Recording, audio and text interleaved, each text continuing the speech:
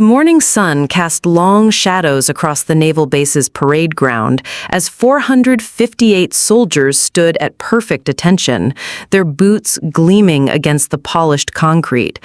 Among them, barely visible in the sea of uniformed bodies, stood Lieutenant Sarah Chen, 5 feet 4 inches of quiet determination wrapped in navy dress blues. She had no idea that in less than 20 minutes, her life would change forever, and she would become a legend whispered about in military circles for decades to come. Before we jump back in, tell us where you're tuning in from, and if the story touches you, make sure you're subscribed, because tomorrow, I've saved something extra special for you. Sarah had always been different from her peers. While other officers came from military families or prestigious academies, she had clawed her way up from the enlisted ranks through sheer force of will and an uncompromising dedication to excellence. Her fellow sailors respected her not because of her rank, but because she had earned every stripe, every commendation, every ounce of authority through blood, sweat, and countless 18-hour days that would have broken lesser souls. The daughter of immigrants who had fled war-torn Southeast Asia with nothing but hope and determination, Sarah understood sacrifice in ways that her academy-trained counterparts never could. Her parents had worked 3 jobs each to put food on the table, never complaining, never asking for handouts, just grinding day after day to build something better for their children. That work ethic, that refusal to accept defeat, had been burned into Sarah's DNA from birth. She had joined the Navy at 18, fresh out of high school, with dreams of seeing the world and serving something greater than herself. What she found instead was a brotherhood, and sometimes a very exclusive boys' club that tested her resolve at every turn. There were the late-night watches where she proved she could outlast and outwork anyone. There were the technical challenges where her mechanical aptitude shone brighter than officers with engineering degrees. And there were the countless moments where she bit her tongue, swallowed her pride, and focused on the mission rather than the casual sexism that seemed as much a part of naval tradition as anchor tattoos and sea stories. But Sarah had also discovered something else during her rise through the ranks. She was exceptionally good at what she did. Not just competent, not just adequate, she was genuinely gifted. Her innovations in naval logistics had saved the fleet millions of dollars. Her leadership during a typhoon rescue operation had earned her a commendation and the lifelong loyalty of the 16 sailors whose lives she had saved. Her tactical assessments were so consistently accurate that senior commanders had begun requesting her specifically for complex operations. Yet here she stood on this particular morning, feeling the weight of something indefinable in the air. The ceremony was routine, a change of command event where Admiral Robert Morrison would officially hand over control of the Naval District to his successor. Morrison was a legend in his own mind, a man whose reputation for toughness was matched only by his reputation for treating subordinates, particularly female subordinates, with something approaching contempt. She had heard the stories, of course. In an organization like the Navy, stories traveled faster than official communications. There were whispers about Morrison's old-school approach to discipline, about the way he seemed to take particular pleasure in dressing down junior officers in front of their peers, about his belief that women had no place in combat roles or positions of real authority.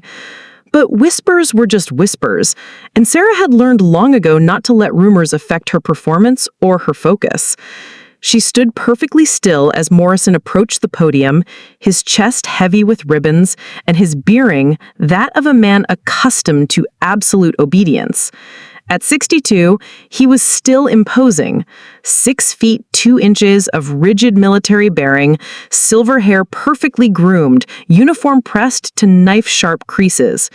His voice, when he began to speak, carried the authority of 3 decades of command, the kind of voice that could stop conversations across a crowded room and make junior officers check their uniform buttons instinctively. The speech began predictably enough. Morrison spoke about duty, about honor, about the proud traditions of naval service. He talked about the challenges facing the modern Navy, about the need for discipline and unwavering commitment to excellence. The assembled soldiers listened with the practiced attention of military personnel who had heard variations of this speech dozens of times throughout their careers. But something in Morrison's tone began to shift as he continued speaking. What had started as a standard ceremonial address gradually took on a harder edge, a subtle but unmistakable undercurrent of dissatisfaction.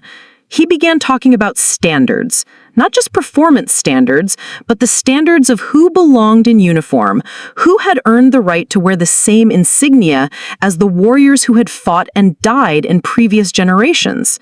Sarah felt a chill that had nothing to do with the morning breeze coming off the harbor.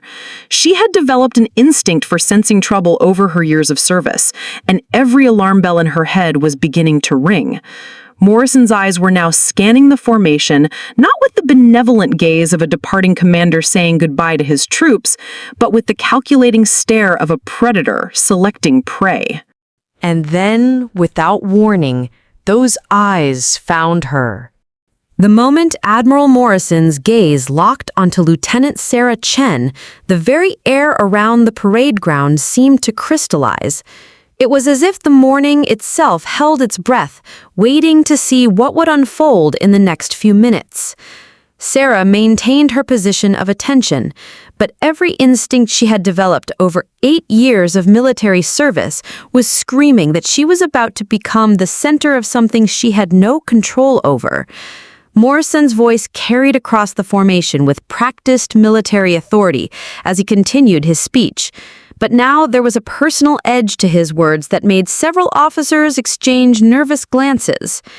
"Ladies and gentlemen," he said, the word ladies carrying just enough emphasis to make it sound like an accusation. "We live in changing times, times when tradition and standards are being adjusted to accommodate modern sensibilities." Sarah knew where this was heading, and her jaw tightened, almost imperceptibly. She had been through this before. Not exactly this, but situations where she became a symbol rather than a person, where her presence became a political statement rather than simply the result of her qualifications and performance. It was exhausting to constantly represent all women in the military instead of just being allowed to do her job. But she had learned to navigate these waters with careful diplomacy and unwavering professionalism. "Some of you," Morrison continued, his voice growing stronger as he warmed to his theme, "have noticed that our military has become increasingly diverse in recent years. We have officers serving in positions that previous generations might have found unusual." His pause was deliberate, theatrical, designed to build tension. "I believe in fairness, in giving everyone an opportunity to prove themselves. But I also believe in standards, real standards, standards that don't bend based on politics or social pressure." The 458 soldiers standing in formation were beginning to sense the shift in mood. These were experienced military personnel who had learned to read between the lines of official speeches, and they could feel the building tension like sailors sensing an approaching storm. Some of them kept their eyes locked forward in perfect military bearing, but others began stealing glances at their neighbors, trying to understand what was happening and where it might lead. Morrison stepped away from the podium, moving with the deliberate pace of a man who owned the stage and knew how to command attention. His dress shoes clicked against the concrete as he began walking toward the formation, and Sarah realized with growing certainty that he was walking directly toward her position. Her heart rate increased, but her breathing remained steady. Whatever was coming, she would meet it with dignity and professionalism. "Lieutenant Chen," Morrison's voice cut through the morning air like a blade. The use of her name sent a ripple of tension through the formation. In formal ceremonies like this, individual soldiers were rarely singled out by name, especially not by the commanding admiral. Sarah's fellow officers could sense that something unprecedented was about to happen, and many of them felt a mixture of sympathy for her position and relief that they weren't in her shoes. "Yes, sir," Sarah responded, her voice clear and strong despite the growing knot in her stomach. She maintained her position of attention, eyes focused straight ahead, embodying the military bearing that had been drilled into her through years of training and experience. Morrison continued his approach until he was standing directly in front of her, close enough that she could smell his cologne and see the small imperfections in his otherwise immaculate uniform. "Lieutenant Chen," he repeated, his voice now carrying a conversational tone that somehow felt more menacing than if he had been shouting. "8 years of service. Is that correct?" "Yes, sir." Sarah's responses were crisp and professional, giving Morrison no opening for criticism of her military courtesy or bearing. "Tell me, Lieutenant," Morrison began to circle around her like a shark sensing blood in the water, "do you believe that your gender has played any role in your advancement through the ranks? Do you think that perhaps in our modern Navy's eagerness to demonstrate diversity and inclusion, certain standards might have been adjusted to accommodate modern sensibilities?" The question hung in the air like poison gas, contaminating everything around it. Sarah felt a surge of anger that she immediately suppressed through years of discipline and training. She had faced variations of this question before, usually in private conversations or in formal settings where she could respond with the nuance and complexity that such accusations deserved. But here, in front of 458 of her peers, with her career potentially hanging in the balance, her options for response were severely limited. The morning sun seemed to grow hotter as the seconds ticked by in silence, and Sarah realized that Admiral Morrison was not just making a speech, or even just singling her out for embarrassment. He was setting up something bigger, something that would define not just this moment, but potentially the rest of her career. The predator had selected his prey, and now he was preparing to strike. Lieutenant Sarah Chen stood motionless as Admiral Morrison completed his circle around her, returning to face her directly with the calculated precision of a man who had orchestrated this confrontation down to the smallest detail. The silence stretched between them, thick with anticipation and the collective held breath of 458 soldiers who were beginning to understand that they were witnessing something that would be talked about long after the ceremony ended. Morrison's next words came with the force of a declaration of war. "I'm going to give you an opportunity, Lieutenant Chen, to demonstrate that your achievements are based on merit rather than accommodation. Right here, right now, in front of your fellow sailors, you're going to prove that you belong in that uniform." Sarah's mind raced as she tried to process what was happening. This was no longer a ceremonial dressing down or even garden variety harassment.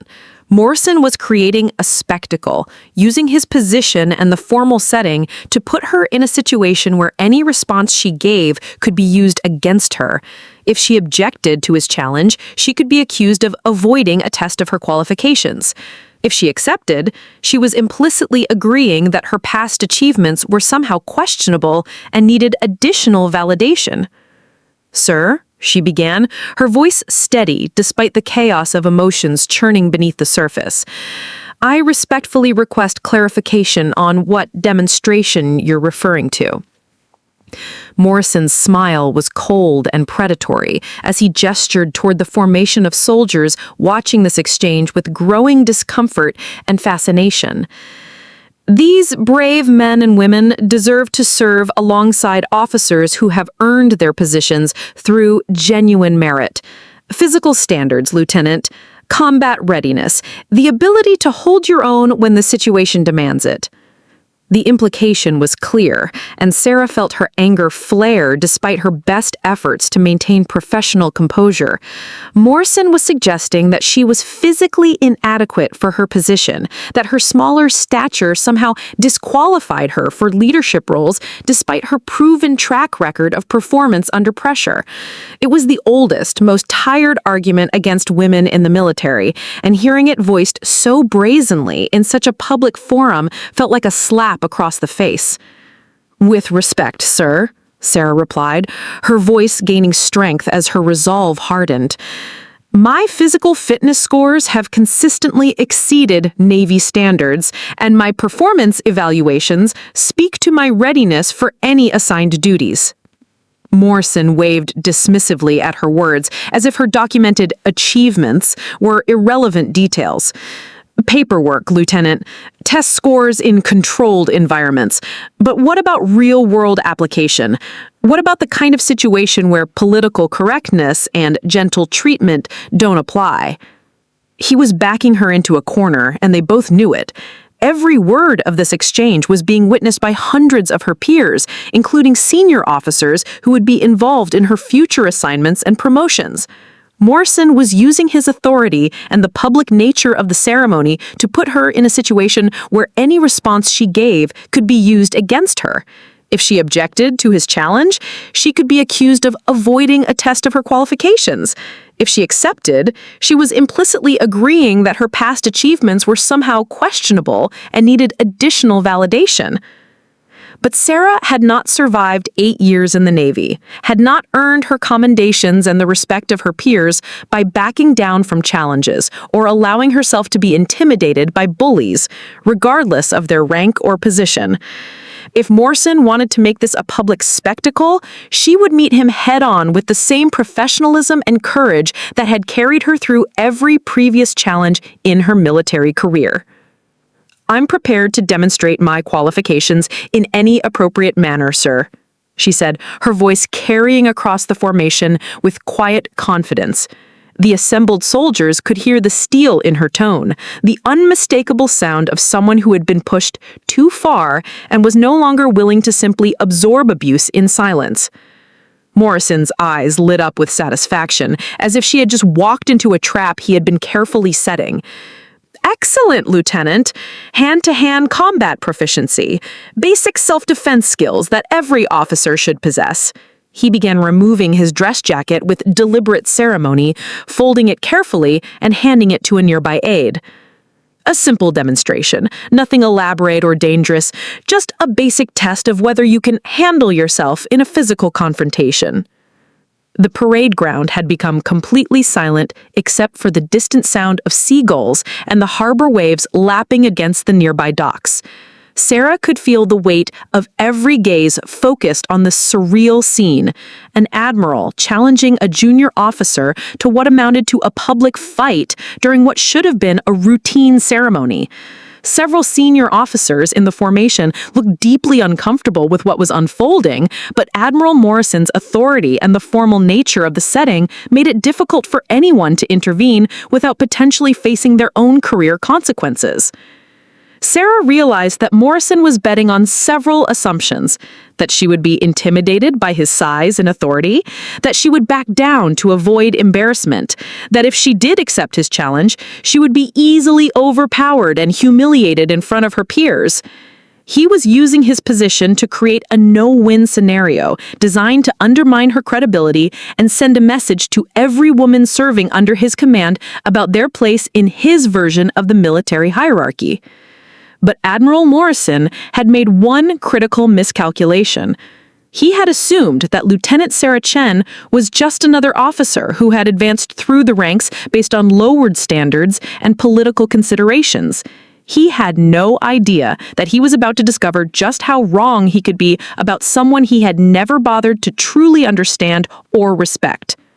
The trap had been set, but Morrison was about to learn that he wasn't the only predator on the field. As Admiral Morrison finished removing his dress jacket and began rolling up his sleeves with theatrical precision, Lieutenant Sarah Chen found herself in a position that no amount of military training could have prepared her for.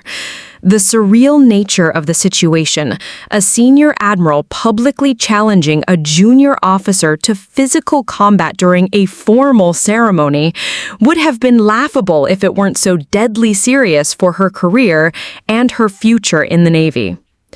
Sarah began her own preparations with calm, methodical movements that belied the storm of thoughts racing through her mind. She removed her dress jacket and handed it to Petty Officer Martinez, who stood nearby with an expression of barely contained shock at what he was witnessing. As she rolled up her sleeves, Sarah's mind automatically shifted into the tactical mindset that had served her well in countless challenging situations throughout her career. Morrison was larger, stronger, and had the advantage of surprise and initiative. This entire confrontation had been his design, played out according to his script. But Sarah had advantages of her own that the Admiral had failed to consider. She was younger, faster, and more flexible. More importantly, she had been trained by some of the best hand-to-hand combat instructors the Navy had to offer, including several who had specifically emphasized techniques for smaller fighters facing larger opponents. The crowd of 458 soldiers had unconsciously formed a loose circle around the two officers, creating an impromptu arena on the parade ground. The morning sun cast sharp shadows across the concrete, and the only sounds were the distant harbor noises and the subtle rustle of uniforms as hundreds of bodies shifted slightly to get better views of what was about to unfold. Many of the assembled personnel looked deeply uncomfortable with the situation, but the military's strict hierarchy and the formal setting made intervention nearly impossible. "The rules are simple, Lieutenant," Admiral Morrison announced, his voice carrying the authority of someone accustomed to having his words treated as law. "Basic hand-to-hand combat techniques. No weapons, no dirty tactics. Just a demonstration of fundamental military skills that every officer should possess." His tone suggested that he considered this a reasonable request, as if public combat demonstrations were a normal part of naval ceremonies. Sarah nodded curtly, maintaining her professional bearing, even as she prepared herself mentally for what was about to happen.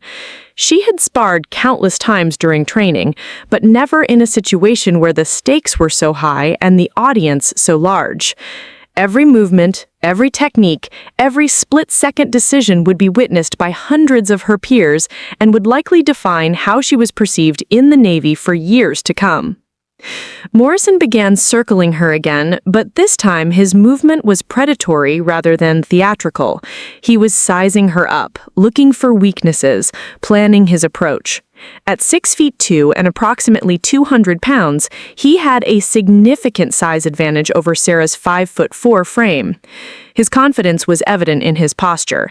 This was a man who expected to win quickly and decisively, to make his point about physical standards in the most public and humiliating way possible. "Whenever you're ready, Admiral," Sarah said, her voice steady and clear. She had settled into a balanced stance, weight evenly distributed, hands relaxed but ready. Her instructors had always emphasized the importance of mental preparation. Combat began in the mind long before the first physical contact, and the fighter who could maintain calm focus while their opponent relied on aggression and intimidation often held the real advantage. Morrison's first move came without warning, a straight right hand aimed at her face with the speed and power of someone confident in their physical superiority. It was exactly the kind of aggressive, overwhelming attack that Sarah had been trained to expect from larger opponents who relied on their size advantage to end fights quickly. But Morrison had made his first critical error. He had assumed that his surprise attack would catch Sarah off guard, that her smaller size meant she would be slow to react or easily overwhelmed by his aggression. Instead, Sarah moved with a fluid precision of someone who had spent hundreds of hours drilling defensive techniques until they became second nature. She slipped the punch with a subtle movement of her head, the Admiral's fist passing harmlessly through the air where her face had been a fraction of a second earlier. The miss caused Morrison to overextend slightly, his balance shifting forward as his momentum carried him past his intended target. Sarah could have counterattacked immediately, but her military training kicked in. This was still a superior officer regardless of the circumstances, and she would defend herself without being unnecessarily aggressive or disrespectful. Morrison recovered quickly, his expression shifting from confidence to surprise to something approaching anger as he realized that his opening gambit had completely failed.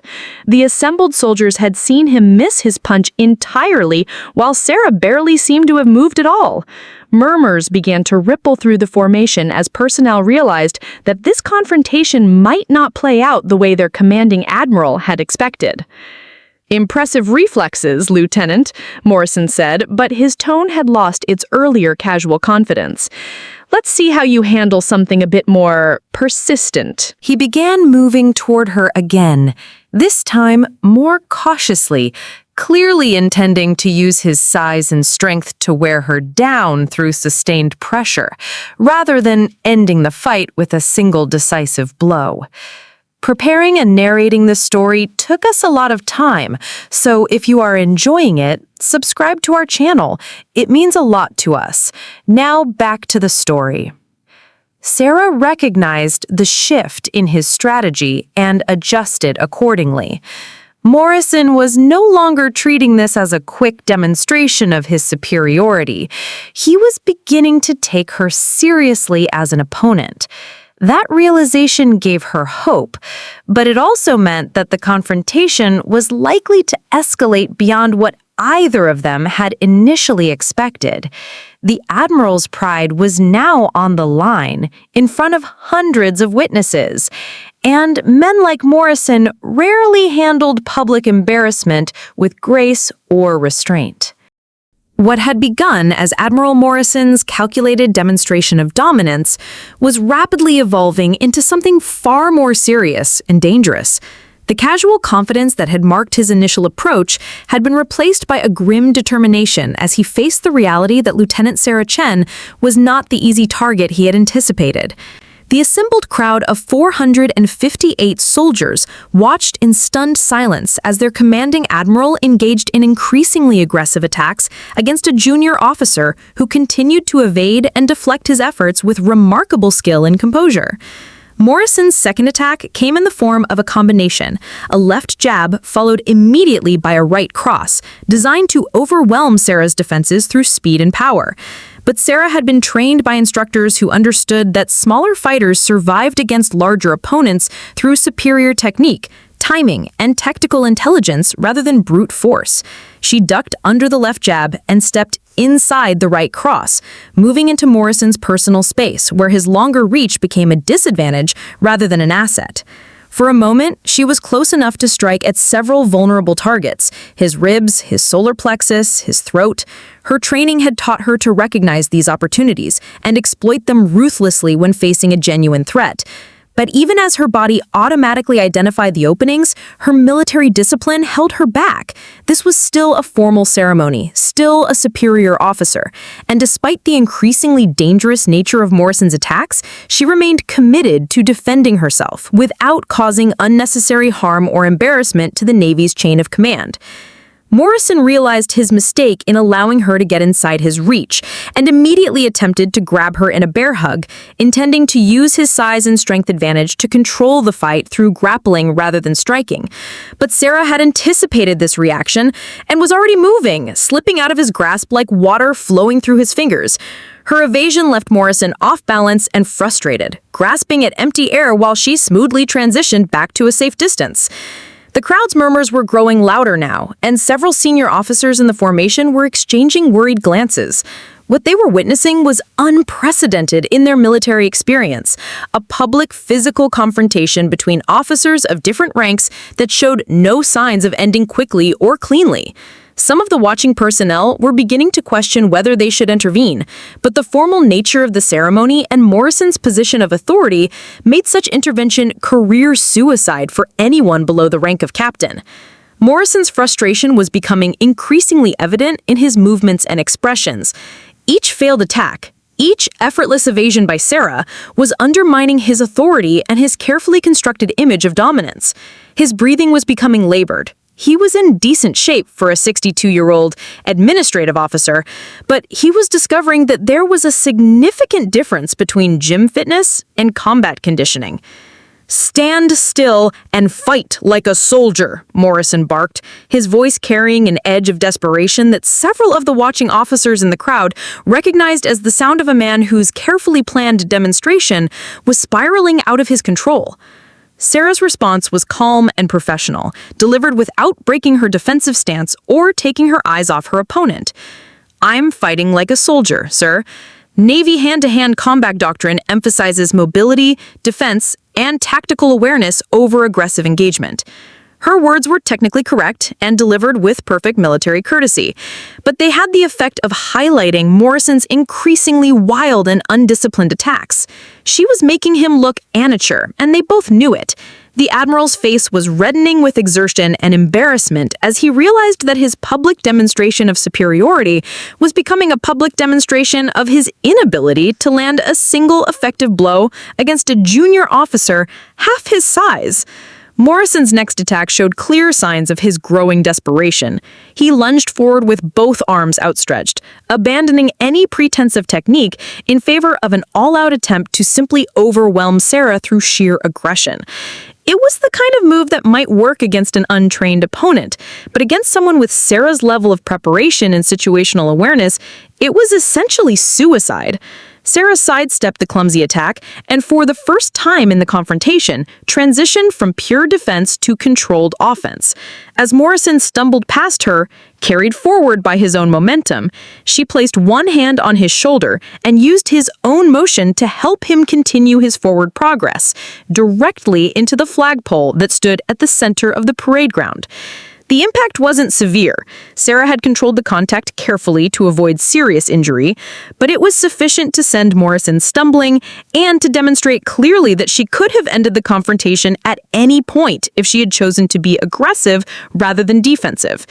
The sound of his shoulder hitting the metal pole echoed across the silent parade ground, and several of the watching soldiers involuntarily winced in sympathy. Morrison straightened slowly, his dress uniform now disheveled, and his carefully groomed appearance showing the effects of his exertion and frustration. But instead of accepting the clear demonstration that he was outmatched, instead of ending the confrontation with whatever dignity he could salvage, the Admiral made a decision that would define the rest of his career and cement his place in military history for all the wrong reasons. His eyes had taken on a dangerous quality that several of the more experienced officers in the crowd recognized, the look of a man whose pride had overridden his judgment, who was prepared to escalate a situation far beyond reasonable limits rather than accept public defeat. Morrison was no longer thinking like an officer or a leader. He was thinking like a cornered animal, and cornered animals were capable of extremely poor decisions. The moment when Admiral Morrison straightened up from his collision with the flagpole marked a fundamental shift in the nature of what was happening on the parade ground.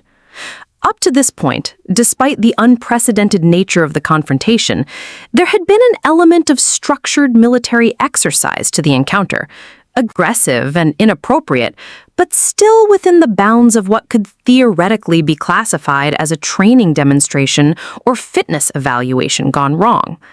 But as Morrison turned back towards Sarah, his expression had changed in a way that made several of the more experienced personnel in the crowd instinctively tense up. The calculated arrogance and theatrical dominance that had marked his earlier behavior had been replaced by something far more dangerous: the raw, unreasoned anger of a man whose authority had been publicly challenged and found wanting. Sarah recognized the change immediately. Her years of military service had taught her to read body language and facial expressions as indicators of escalating threats, and every signal Morrison was sending indicated that he was moving beyond the realm of structured confrontation into genuine violence.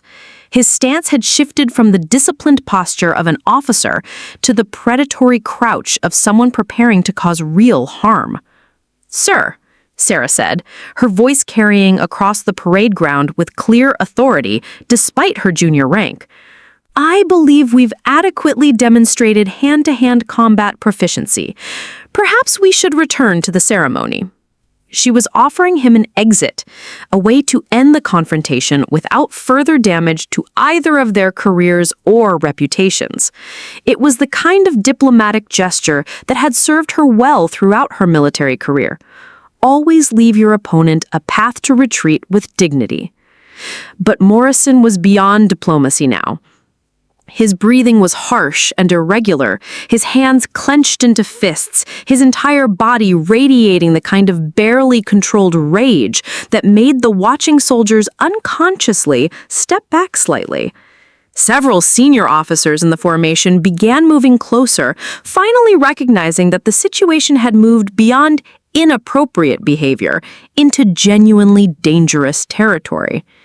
"You think you're better than me," Morrison snarled, his voice carrying an edge of venom that had nothing to do with military discipline or professional development. "You think your politically correct promotions and your diversity awards make you something special, but you're just another quota hire, and I'm gonna prove it right here, right now." The words hit Sarah like physical blows, not because they were true, but because they represented everything she had fought against throughout her entire military career. Every late-night watch, every extra training session, every moment where she had pushed herself harder than her peers to prove that she belonged, all of it was being dismissed as political theater by a superior officer who had never bothered to look at her actual performance record or acknowledge her genuine achievements.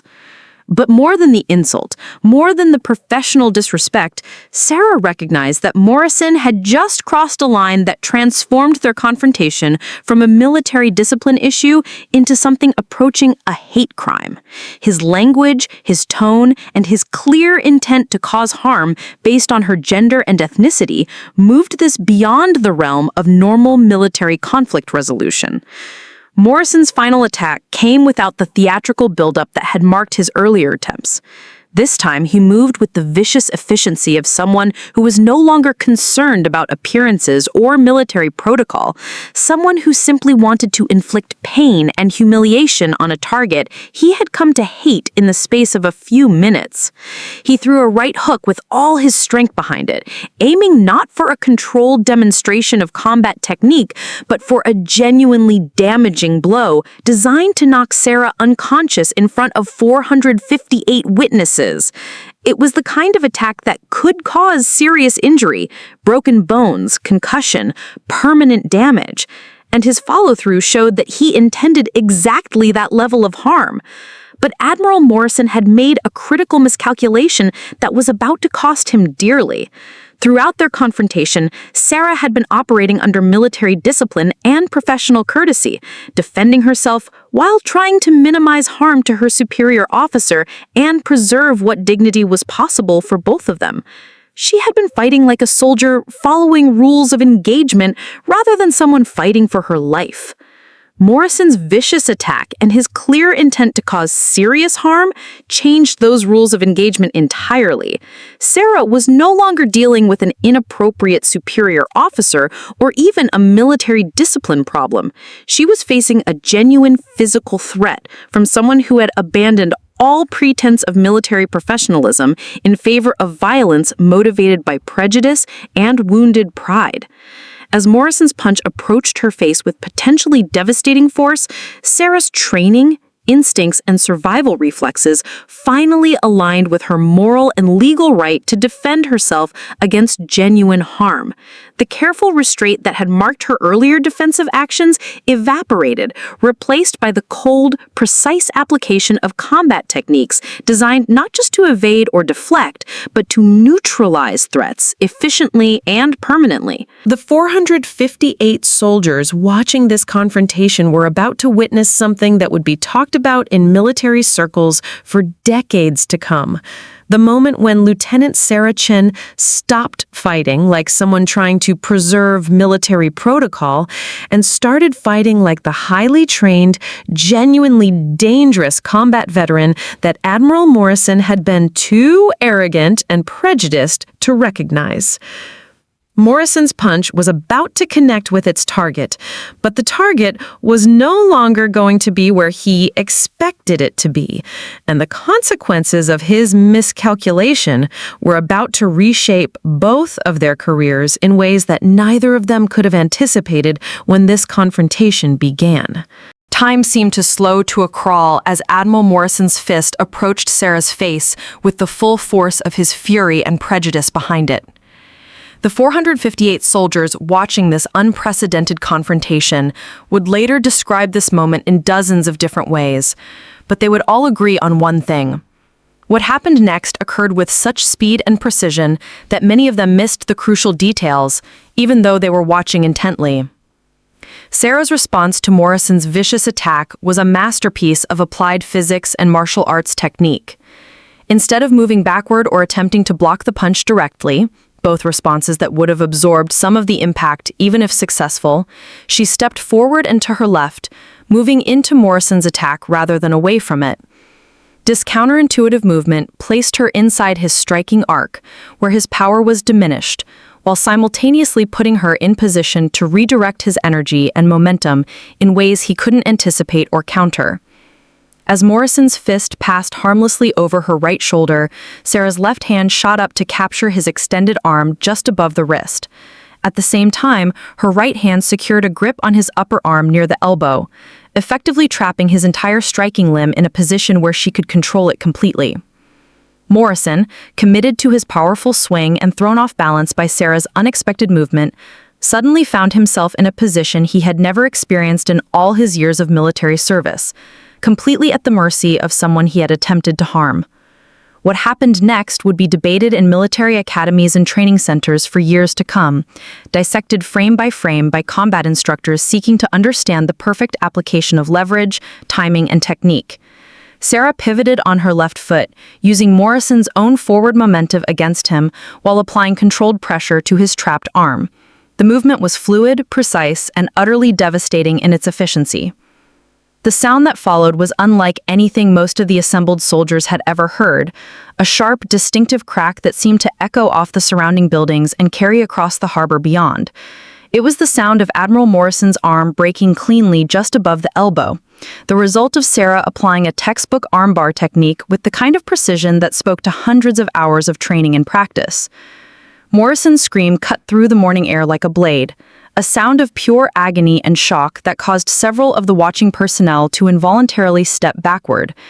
The man who had been so confident in his physical superiority just moments before was now on his knees on the parade ground, cradling his ruined arm against his chest while his face cycled rapidly through expressions of pain, disbelief, and dawning horror at what had just occurred. The silence that followed Morrison's initial scream was profound and absolute. 458 soldiers stood in complete stillness, their minds struggling to process what they had just witnessed. The morning sun continued to shine. The harbor waves continued their gentle rhythm against the docks, but everything else seemed frozen in the aftermath of those few seconds that had changed everything. Sarah released Morrison's arm and stepped back, her movements controlled and professional, even in the aftermath of what had just transpired.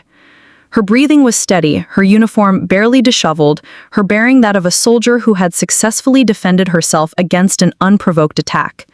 But her eyes showed the weight of what had just happened, the recognition that she had just physically broken a senior officer, regardless of the justification, and that the consequences of this moment would ripple through both of their lives in ways neither of them could fully anticipate.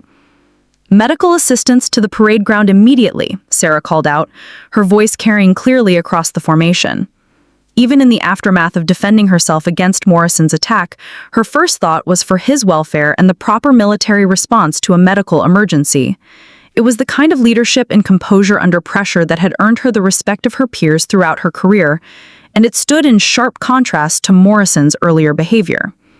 Several corpsmen who had been part of the ceremony formation immediately broke ranks and rushed toward Morrison, their medical training overriding military protocol in the face of an obvious emergency. Senior officers began moving as well, finally able to act now that the immediate confrontation was over and their intervention was clearly needed to manage the aftermath. Captain Williams, Morrison's intended successor in the chain of command, reached the scene first. His face was pale as he took in the sight of his predecessor writhing in pain on the concrete, but his voice remained steady and authoritative as he began issuing orders. Secure the area. Get those corpsmen to room to work. Someone contact base medical and have an ambulance dispatched immediately. Morrison's injury was clearly severe but not life-threatening, and the corpsmen worked efficiently to stabilize his arm and provide pain management while they waited for additional medical support. The Admiral's earlier arrogance and aggression had been replaced by shock and pain, but even in his diminished state, his eyes continued to burn with resentment and fury as he looked at Sarah. The organized chaos that followed Admiral Morrison's injury was a testament to military training and discipline overriding the shock and confusion that everyone on the parade ground was experiencing.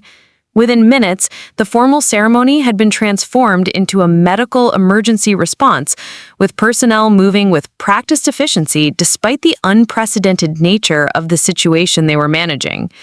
The base ambulance arrived with remarkable speed, its sirens cutting through the morning calm and announcing to the entire naval facility that something significant had occurred during what should have been a routine change of command ceremony. As the paramedics took over Morrison's care from the Navy corpsmen, their professional assessment confirmed what everyone already knew. The Admiral's arm was severely broken and would require immediate surgical intervention. Captain Williams found himself in the unenviable position of having to manage both the immediate crisis and the longer-term implications of what had just occurred. His planned assumption of command had been derailed by events that had no precedent in modern military history, and he was acutely aware that every decision he made in the next few hours would be scrutinized by investigators, reporters, and senior Navy leadership for years to come. Lieutenant Chen, Captain Williams said, his voice carrying the authority of someone who had inherited command responsibilities under the most unusual circumstances imaginable, you will remain available for questioning and debriefing. Do not leave the base, do not discuss these events with anyone outside the chain of command, and do not speak to any media representatives who may attempt to contact you. Sarah nodded, understanding that while she had acted in self-defense, the fact remained that she had severely injured a senior officer in front of hundreds of witnesses. The legal, professional, and career implications of her actions would need to be carefully examined by investigators who would have to determine whether her response was justified under military law and regulations. The assembled formation of 458 soldiers was dismissed in small groups, with each group being reminded of their obligations regarding operational security and the proper handling of sensitive military information. Many of them exchanged meaningful glances as they departed, knowing that they had witnessed something extraordinary that would likely become legendary within Navy circles, regardless of how the official investigation concluded. Word of the incident spread through the naval base with the speed that only military gossip could achieve. By the time Morrison's ambulance reached the base hospital, half the installation knew that something unprecedented had occurred during the change of command ceremony. By noon, the story had reached Navy headquarters in Washington, and by evening, it would be the subject of urgent meetings in the Pentagon. The initial investigation began within hours, led by Captain Rodriguez from the Naval Criminal Investigative Service. Rodriguez was a veteran investigator who had handled numerous cases involving misconduct and violence within the military, but even his extensive experience hadn't prepared him for the complexity of what had occurred on the parade ground. The witness statements were remarkably consistent, despite the shocking nature of what the personnel had observed. Morrison had initiated the confrontation, had escalated it beyond reasonable limits, and had launched what appeared to be a genuinely dangerous attack against Lieutenant Chen. Her response, while devastating in its effectiveness, appeared to have been a defensive reaction to a genuine threat, rather than an unprovoked assault on a superior officer. The security cameras that monitored the parade ground captured the entire confrontation from multiple angles, providing objective documentation of the events that would prove crucial to the investigation. The footage showed clearly that Morrison had initiated physical contact, had escalated the confrontation despite multiple opportunities to de-escalate, and had launched his final attack with obvious intent to cause serious harm. Dr. Patricia Santos, the base psychiatrist, was called in to provide professional assessment of the psychological factors that had led to Morrison's behavior. Her preliminary evaluation suggested that the Admiral had been struggling with issues related to changing military demographics and his perceived loss of authority in an increasingly diverse service environment. His public confrontation with Sarah appeared to have been a manifestation of deeper psychological conflicts that had been building for some time. Meanwhile, Sarah found herself confined to quarters while the investigation proceeded, a standard procedure designed to ensure the integrity of the investigative process. The isolation gave her time to fully process what had occurred and to begin preparing for the legal and professional challenges that lay ahead. She knew that her actions would be examined under a microscope and that her future in the Navy would depend on investigators determining that she had acted appropriately under extreme circumstances. The legal implications were complex and unprecedented. While military law clearly provided for self-defense against unlawful attacks, the fact that Morrison had been a superior officer complicated the analysis significantly. Sarah's defense team, provided by the Navy's Legal Assistance Program, would need to demonstrate that Morrison's attack had been serious enough to justify the level of force she had used in response. The media attention began almost immediately, despite the Navy's efforts to maintain operational security around the incident. News of an admiral being seriously injured by a junior officer during a public ceremony was too sensational to remain contained, and reporters began gathering outside the base gates within hours of the incident. The Navy's Public Affairs Office found itself managing a crisis that threatened to overshadow other military news and potentially damage the service's reputation if not handled carefully.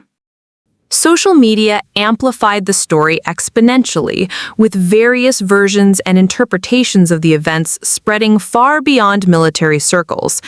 Some portrayed Sarah as a hero who had stood up to an abusive superior officer, while others questioned whether her actions represented an unacceptable breakdown of military discipline and hierarchy.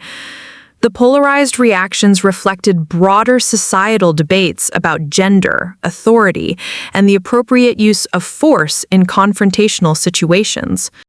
As the investigation into the parade ground incident entered its second week, a complex picture began to emerge that went far beyond the dramatic confrontation between Admiral Morrison and Lieutenant Sarah Chen. Captain Rodriguez's thorough examination of military records, personnel files, and witness statements revealed a pattern of behavior that suggested Morrison's actions were not an isolated incident, but rather the culmination of years of increasingly problematic conduct. The investigative team uncovered a disturbing trail of complaints and incidents that had been filed against Morrison throughout his career, many of which had been inadequately addressed or quietly buried through the informal networks that sometimes protected senior officers from accountability. Female personnel under his command had reported inappropriate comments, discriminatory treatment, and what could only be described as systematic harassment designed to drive women out of positions of authority. Petty Officer Jennifer Walsh came forward during the investigation with a detailed account of an incident from 2 years earlier where Morrison had cornered her in a supply room and made explicit comments about her physical appearance and her, quote, proper role in military service. When she had attempted to report the incident through official channels, she had been transferred to another duty station within weeks, effectively ending her complaint before it could be fully investigated. Lieutenant Commander Michael Torres provided testimony about Morrison's pattern of assigning female officers to menial or administrative tasks regardless of their qualifications or specializations. Torres documented instances where highly qualified women had been passed over for operational assignments in favor of less experienced male officers, always with Morrison providing technical justifications that obscured what appeared to be systematic gender discrimination. The psychological evaluation conducted by Dr. Santos revealed deeper issues that helped explain Morrison's behavior during the ceremony. Her assessment suggested that the Admiral had been experiencing what she termed authority displacement anxiety, a psychological condition where individuals in positions of traditional power feel threatened by changing social dynamics and respond with increasingly aggressive attempts to reassert dominance. Morrison's military service record, while impressive in terms of promotions and assignments, showed concerning patterns when examined closely. His efficiency reports consistently praised his technical competence and administrative abilities, but several evaluators had noted concerns about his leadership style and his treatment of subordinates. These concerns had been consistently overlooked or minimized during promotion reviews, allowing him to advance despite mounting evidence of problematic behavior. The medical evaluation of Morrison's injury confirmed that Sarah's defensive technique had been precisely applied with exactly the force necessary to neutralize his attack without causing unnecessary additional harm. The clean break of his arm, while dramatic and painful, represented a textbook application of defensive force designed to stop an aggressor immediately without inflicting permanent disability or life-threatening injury. Expert testimony from Master Chief Petty Officer James Harrison, the Navy's senior hand-to-hand combat instructor, provided crucial context for understanding the technical aspects of the confrontation. Harrison's analysis of the security footage demonstrated that Sarah's response had been, quote, tactically sound, proportionally appropriate, and executed with the kind of precision that indicates extensive training and remarkable restraint under extreme pressure. The investigation also revealed the extent of Sarah's qualifications and achievements, which Morrison had dismissed so casually during their confrontation. Her personnel file documented exceptional performance in every assignment, innovative solutions to complex logistical problems, and a pattern of leadership that had earned her the respect and loyalty of subordinates across multiple commands. The Bronze Star citation for her actions during the Typhoon rescue provided particularly compelling evidence of her courage and competence under genuine combat conditions. Captain Williams, now permanently installed as the district commander, provided testimony that proved crucial to the investigation's outcome. His assessment of both officers' performance and character painted a clear picture of a highly qualified junior officer who had been systematically targeted by a superior whose personal prejudices had overridden his professional judgment and military discipline. The legal analysis conducted by the Navy's Judge Advocate General's office concluded that Sarah's actions met all the criteria for justified self-defense under both military law and civilian criminal standards. Morrison's attack had been unprovoked, dangerous, and clearly intended to cause serious bodily harm. Sarah's response had been immediate, proportional, and designed to neutralize the threat, rather than to inflict punishment or revenge. The broader implications of the case began to resonate throughout the Navy's leadership structure. Senior officers recognized that the incident represented a failure of the military justice system to address problematic behavior before it escalated to the point of public violence. The fact that Morrison's pattern of discrimination and harassment had been allowed to continue for years without effective intervention raised serious questions about accountability and leadership oversight at multiple levels of command. The media coverage of the investigation created additional pressure for the Navy to demonstrate that it was serious about addressing issues of discrimination and harassment within its ranks. Congressional representatives began asking pointed questions about military policies and procedures for handling complaints against senior officers, and several committees announced plans for hearings on the broader issues raised by the incident. Sarah's legal team, led by Commander Lisa Chang from the Navy's Defense Council Office, built a comprehensive case that went beyond simple self-defense to address the broader context of Morrison's behavior and its impact on military discipline and morale. Chang's strategy focused on demonstrating that Sarah's actions had actually upheld military values of courage, integrity, and protection of fellow service members, rather than representing a breakdown of military order. The investigation's findings would ultimately reshape policies and procedures throughout the military justice system. But for Sarah, the immediate concern remained whether she would be cleared of wrongdoing and allowed to continue her military career, or whether she would become a casualty of a system that sometimes punished those who stood up to powerful abusers. 3 weeks after the parade ground confrontation that had shattered Admiral Morrison's arm and sent shockwaves throughout the Navy, Captain Rodriguez completed his investigation and submitted his findings to the convening authority. The comprehensive report, spanning over 200 pages of testimony, evidence analysis, and legal conclusions, would become a landmark document in military justice history and a turning point in how the armed forces addressed issues of harassment and abuse of authority. The investigative conclusion was unambiguous. Lieutenant Sarah Chen had acted in legitimate self-defense against an unprovoked and dangerous attack by a superior officer whose conduct had violated numerous military regulations and criminal statutes. Morris's behavior during the ceremony constituted assault, battery, conduct unbecoming an officer, and violation of equal opportunity regulations.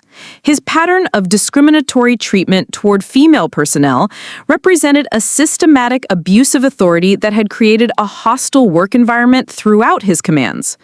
The formal announcement of the investigation's conclusions was made by Admiral Patricia Hendricks, the Navy's highest-ranking female officer, in a carefully worded statement that both exonerated Sarah and sent a clear message about the Navy's commitment to addressing misconduct by senior officers. Lieutenant Chen's actions during the incident on the parade ground were entirely justified and consistent with her right and duty to defend herself against unlawful attack, Hendricks declared. Her response demonstrated remarkable restraint, professional competence, and adherence to military values under extreme provocation. The legal consequences for Morrison were severe and comprehensive. He faced court-martial proceedings on multiple charges, including assault, conduct unbecoming an officer, violation of equal opportunity regulations, and abuse of authority. His military career, which had spanned over 3 decades, effectively ended the moment his arm broke on the parade ground, but the formal charges ensured that his departure from service would be marked by disgrace rather than retirement with full honors. Morrison's medical treatment had required 2 surgeries to repair the complex fracture Sarah had inflicted, and while he would eventually regain full use of his arm, the injury served as a permanent reminder of the consequences of his actions. More significantly, the psychological evaluation ordered as part of his court-martial proceedings revealed deep-seated issues with authority, control, and gender relations that had been festering throughout his career and had finally erupted in public violence. For Sarah, the investigation's conclusions represented vindication, but not necessarily the end of her challenges. While she had been officially cleared of any wrongdoing, the reality of military culture meant that some personnel would always view her as the junior officer who had broken an admiral's arm, regardless of the circumstances. Her career would continue, but it would forever be marked by this single moment of violence that had defined her in ways that her years of exemplary service never could. The broader institutional changes that resulted from the incident were perhaps more significant than the individual consequences for the principals involved. The Navy implemented new training programs focused on recognizing and reporting harassment and abuse of authority. Promotion boards were restructured to give greater weight to leadership evaluations and equal opportunity assessments. The informal networks that had protected officers like Morrison from accountability were systematically dismantled through policy changes and increased oversight. Captain Williams, who had inherited command under such unusual circumstances, became an unexpected advocate for military reform. His first-hand observation of Morrison's behavior and its consequences convinced him that the military's traditional reluctance to challenge senior officers needed to be balanced against the service's fundamental commitment to justice and equality. Under his leadership, the Naval District became a model for implementing the new policies and procedures that emerged from the investigation. The media coverage of the case's resolution was extensive and generally favorable to Sarah, but it also sparked broader debates about military culture, gender equality, and the appropriate limits of authority within hierarchical organizations. Her story became a symbol for many people of the challenges faced by women in traditionally male-dominated institutions, while also representing the possibility of standing up to abuse and achieving justice through courage and determination. Congressional hearings on military justice reform were directly influenced by the case, with several representatives citing Sarah's experience as evidence of the need for stronger protections for service members who report harassment or abuse of authority. Legislation was introduced to strengthen whistleblower protections and to require more rigorous oversight of senior officer conduct. The military's initial resistance to some of these changes gradually gave way to acceptance as leaders recognized that maintaining public trust required genuine commitment to accountability at all levels. The 458 soldiers who had witnessed the confrontation became an informal network of advocates for the institutional changes that followed. Many of them had served under officers who exhibited similar patterns of behavior to Morrison, and Sarah's successful defense against his attack gave them hope that the military was finally serious about addressing these long-standing problems. The psychological impact on Sarah herself was complex and lasting. While she took satisfaction in being vindicated by the investigation and in the positive changes that resulted from her actions, the violence of the confrontation and its aftermath had fundamentally altered her relationship with military service. She continued to excel in her assignments and earned additional commendations for her performance, but she also became a reluctant symbol and advocate for military reform, a role that brought both opportunities and burdens she had never sought. Morrison's court-martial proceedings would drag on for months, but the outcome was never seriously in doubt. His military career was over, his reputation destroyed, and his legacy forever defined by the moment when his prejudices and abuse of authority finally met consequences he couldn't escape through rank or influence. 2 years after the parade ground incident that had changed everything, Lieutenant Sarah Chen stood before another formation of military personnel. But this time, the circumstances could not have been more different. She was being promoted to lieutenant commander in a ceremony that celebrated her achievements rather than questioning her worthiness to serve. The promotion had come with assignment to the Pentagon, where she would serve as a senior advisor on military personnel policies and equal opportunity initiatives, a role that had emerged directly from the reforms implemented after her confrontation with Admiral Morrison. The military had changed significantly in the aftermath of what historians were already calling the Morrison incident. The case had become a watershed moment that forced the armed services to confront long-standing issues of harassment, discrimination, and abuse of authority that had been festering beneath the surface for decades. Sarah's successful defense against Morrison's attack had not just protected her from physical harm, it had catalyzed a transformation in military culture that was still ongoing but had already produced tangible results. The statistical evidence of change was compelling.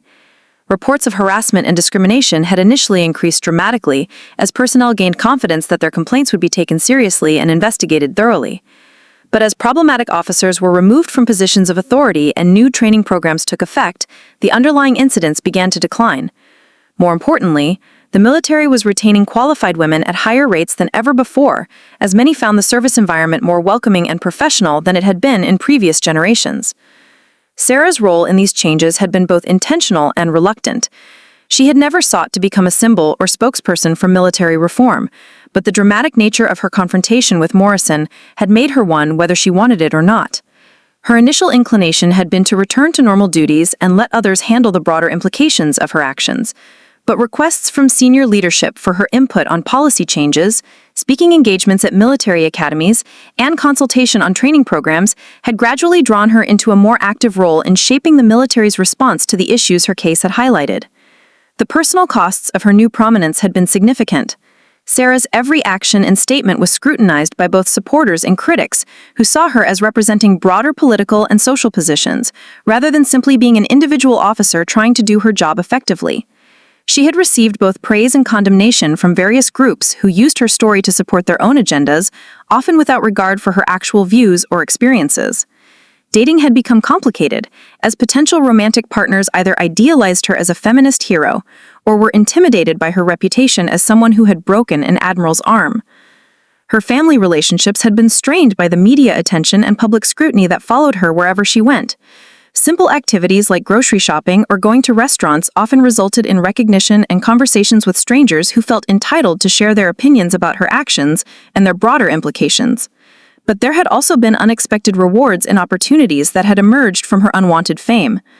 The Pentagon assignment represented a significant career acceleration that might not have occurred without the visibility her case had generated.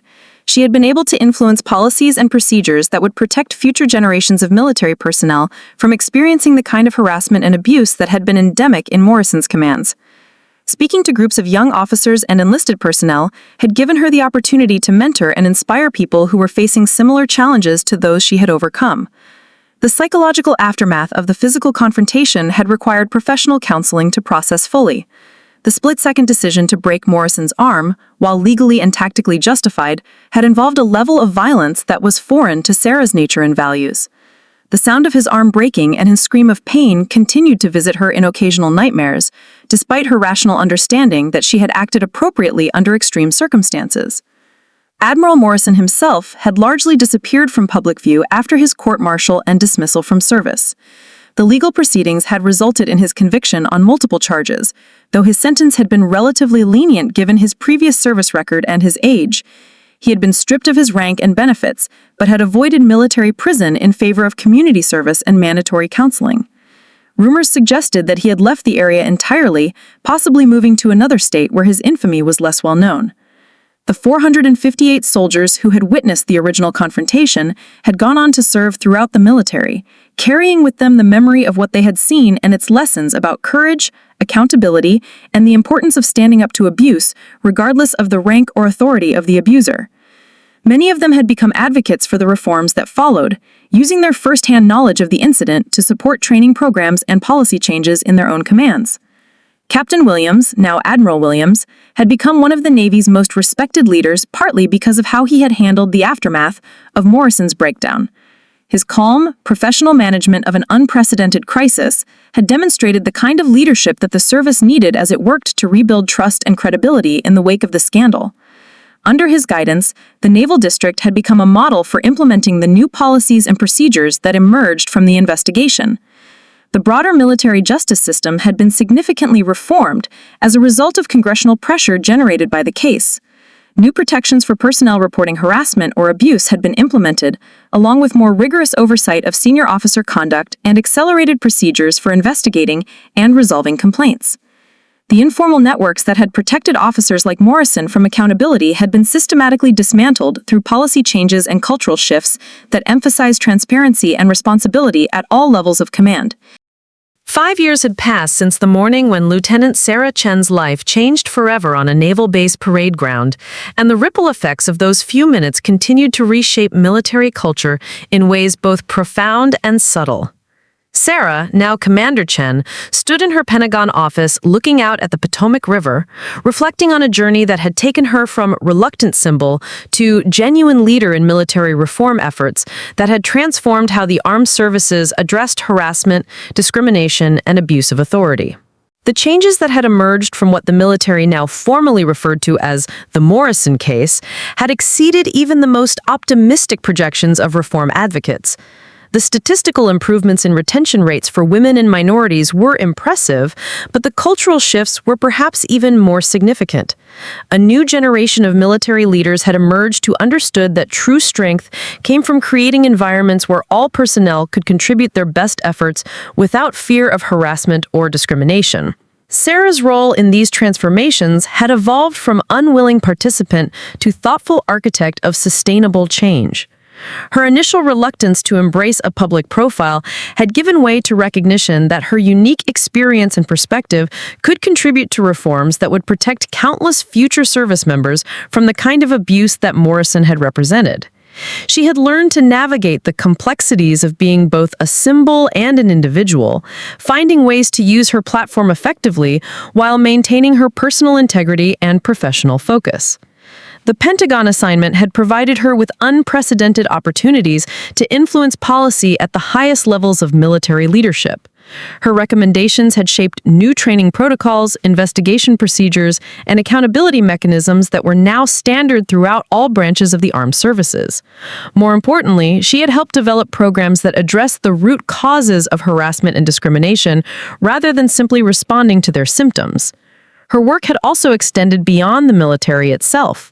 Sarah had testified before congressional committees, consulted with civilian organizations dealing with workplace harassment, and spoken at universities about leadership, courage, and the importance of standing up to abuse regardless of personal cost. These experiences had broadened her understanding of how the issues she had confronted were part of larger societal challenges that required sustained attention and commitment to address effectively. The personal costs of her prominence had gradually become more manageable as the initial intense media attention faded and she learned to establish appropriate boundaries between her public role and private life. She had eventually found a romantic relationship with another military officer who understood the unique pressures and responsibilities that came with her position.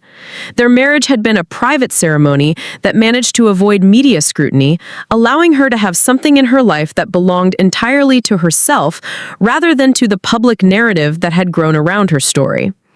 Admiral Morrison's fate served as a continuing reminder of the consequences that should follow abuse of authority and harassment. After his dismissal from service, he had struggled to find civilian employment and had eventually relocated to a small town where his military background was less well known. Reports suggested that he had never fully accepted responsibility for his actions, preferring to view himself as a victim of political correctness, rather than acknowledging the harm he had caused to the personnel under his command. The 458 soldiers who had witnessed the original confrontation had become an informal network of advocates for continued reform throughout their respective careers. Many had risen to positions of leadership where they could implement the lessons they had learned from watching Sarah's courage under extreme pressure. Their collective influence had helped ensure that the reforms implemented after the Morrison case became embedded in military culture rather than remaining surface-level policy changes that could be easily reversed. The broader implications of Sarah's story had extended far beyond military circles. Her experience had become a case study in business schools, law schools, and leadership development programs as an example of how individuals could challenge institutional dysfunction even when facing overwhelming power imbalances. The legal precedents established by her case had influenced civilian workplace harassment law and had been cited in numerous court decisions involving self-defense and whistleblower protection. Captain Williams, whose steady leadership during the crisis had launched his own rapid rise through the ranks, often credited the Morrison incident with teaching him crucial lessons about the importance of addressing problems before they escalated to crisis levels. As he prepared for his own promotion to Fleet Admiral, he continued to champion the reforms that had emerged from that chaotic morning on the parade ground. The training programs that incorporated lessons from the Morrison case had become models for civilian organizations seeking to address similar issues in their own environments. Sarah's emphasis on creating systems that encouraged early reporting and intervention had proven more effective than traditional approaches that focused primarily on punishment after problems had already caused significant damage. As Sarah prepared for her next assignment, command of a major naval installation where she would have the opportunity to implement the reforms she had helped design, she reflected on the unexpected trajectory her career had taken. The confrontation with Morrison had lasted only a few minutes, but its consequences had shaped nearly a decade of her life and had influenced the experiences of thousands of other military personnel who would never know her name, but who benefited from the changes that followed her moment of necessary violence.